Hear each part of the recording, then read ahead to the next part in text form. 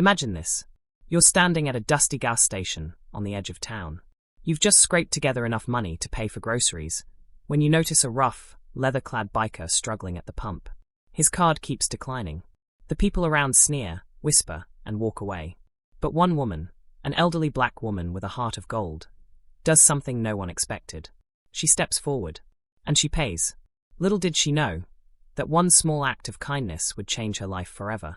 Because the very next day, her quiet little home would rumble under the sound of dozens of motorcycles pulling into her driveway. Stay with me, because this story is going to stun you. It was late afternoon in a small town where everyone knew everyone. The kind of town where rumors travel faster than the wind. At the far edge, a rundown gas station buzzed with the sound of flickering lights and humming pumps. Enter Martha Johnson, a 63-year-old retired teacher. She was known in her community for her gentle smile and strong faith. Life hadn't been easy. She lived on a tight budget. Her late husband had passed years ago, and her son was serving overseas in the military. Martha was at the gas station, counting her last few bills. She was going to buy fuel, and then head home to cook dinner. That's when she noticed him. At the pump across from hers stood a tall man in a leather jacket. Patches on his vest read, Hell's Angels. His face was weathered, his beard thick, his eyes tired. He swiped his card once. Declined. He swiped again. Declined. A couple nearby snickered. Guess even bikers run out of money. The cashier inside rolled her eyes. Others kept their distance, clearly uneasy. But Martha? She saw something different. She saw a man, frustrated, embarrassed, stranded. Without hesitation, she walked over. Sir, she said softly, let me take care of it. The biker looked at her in disbelief. You don't know who I am, he muttered. That doesn't matter, Martha replied. I know what it's like to need help. And right now you do. She handed the cashier her money, filling his tank. The biker stared at her, his eyes narrowing, not in anger, but in shock. No one had ever treated him like this before. Martha simply smiled, wished him safe travels, and drove away, thinking nothing more of it. But what she didn't know, that man wasn't just any biker.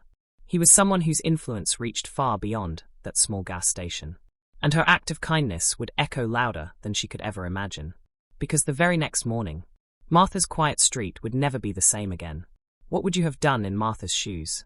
Would you have stepped in, or walked away? Let me know in the comments, and if you're enjoying this story so far, make sure to hit that like button. It really helps us share more powerful stories with you. The next morning was quiet, too quiet. Martha woke up early, as she always did. She brewed her coffee, fed her cat, and stepped outside to water her small garden. But then, she heard it. A low rumble in the distance. It grew louder, louder, until the ground beneath her porch began to tremble. At first, Martha thought it might be construction. But as she looked down the road, her heart skipped.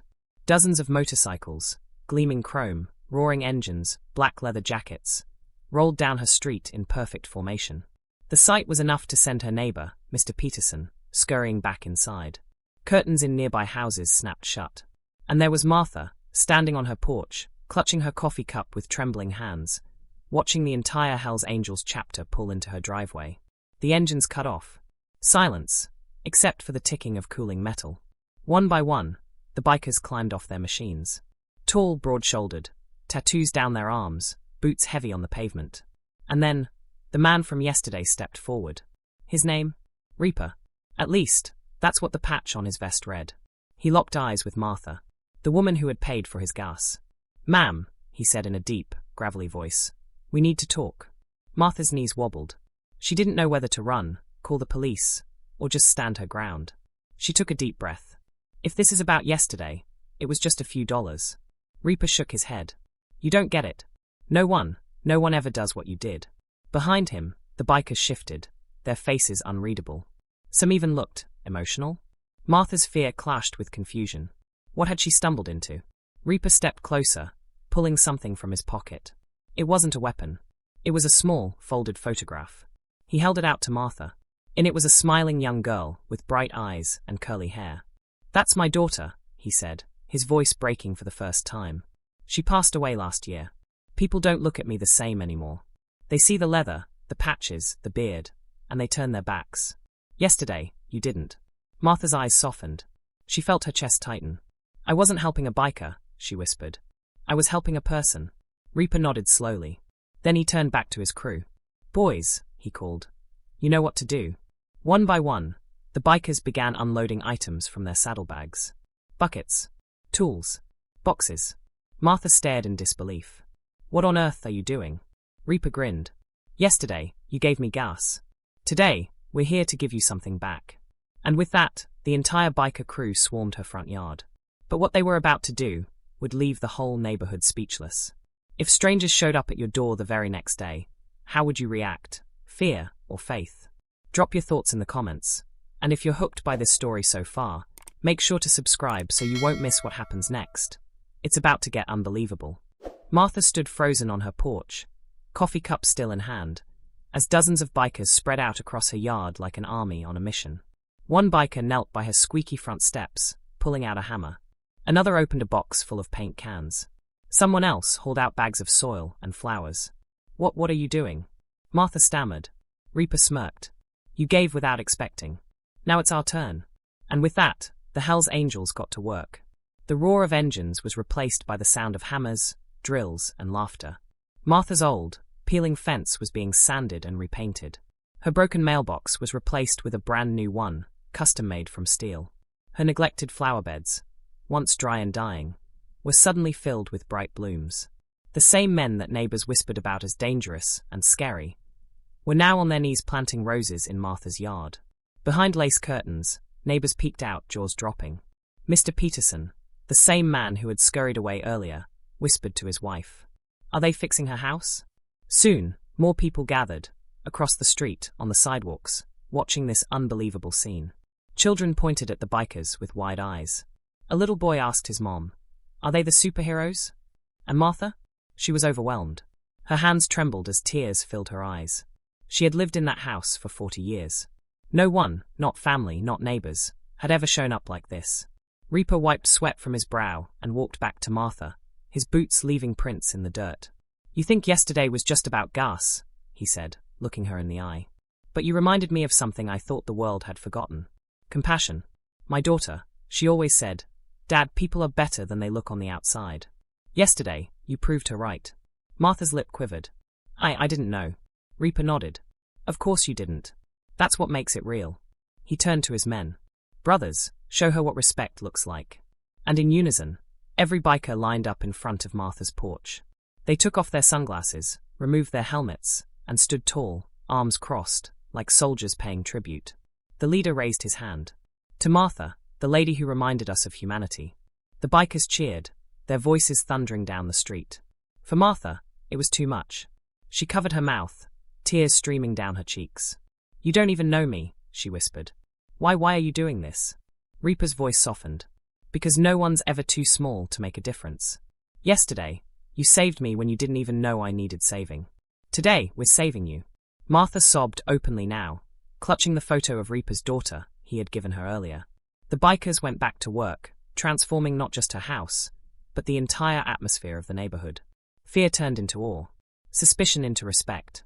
And just when Martha thought her heart couldn't take any more, Reaper called out, "Boys, bring it in." 2 bikers rolled forward a motorcycle trailer. On it sat a brand new riding mower, gleaming, red, and powerful. "For you," Reaper said. "So you don't have to struggle with that old push mower anymore." Martha gasped. "I can't accept this." Reaper leaned closer, lowering his voice so only she could hear. "Don't deny us this, Martha. My brothers, they needed this just as much as you did." By the time the sun dipped low, Martha's home looked brand new. Her yard bloomed, her porch was steady, and her fence stood proud. But the bikers weren't finished. Reaper glanced at his crew, then back at Martha. "Now, there's one last thing we need to do. Something you'll never forget." Martha froze. What do you mean?" Reaper's eyes gleamed. "You'll see." And with that, the bikers began moving in unison toward the street, engines revving again, louder than before. But where they were going, and what they were about to do, would change Martha's entire town forever. What do you think the bikers are planning as their final surprise? Drop your guesses in the comments before we reveal the shocking truth in the next part. And if this story has your heart racing, don't forget to subscribe, because the best part is still to come. Engines thundered down the street as the Hell's Angels pulled out in a single line, tires screeching. Neighbors gasped, thinking the noise meant trouble. But instead, The bikers circled back and parked in perfect formation, right outside Martha's house. The sound faded into silence. Then Reaper stood tall, looking at Martha. This town has forgotten what respect looks like. We're going to remind them, starting with you. He raised his arm, and every biker saluted Martha, a gesture of honor reserved only for those they truly respected. Martha's knees nearly buckled. She had never been honored, never been seen in this way. Word spread fast. Soon, more townsfolk spilled onto the street, curious, shocked, some even frightened. Mr. Peterson, the nosy neighbor, muttered under his breath, "This is chaos." Reaper heard him. He turned, voice booming. "Chaos? No. This is gratitude. While the rest of you ignored this woman, she was kind enough to help a stranger without question. Tell me, when's the last time any of you checked on her? When's the last time you lent her a hand?" The crowd grew quiet, ashamed. People looked down at their shoes. Martha stood there, cheeks wet with tears, watching everything unfold. And then, something incredible happened. One little girl from the crowd stepped forward, holding a bouquet of wildflowers. She walked up to Martha and said, "These are for you." The silence broke into murmurs. One by one, neighbors began approaching Martha, offering food, hugs, even apologies. For the first time in decades, Martha wasn't invisible. Reaper wasn't finished. He walked over to his motorcycle and patted the back seat. "Climb on," he said with a grin. Martha laughed nervously. "Oh, I don't think." But the bikers all began chanting.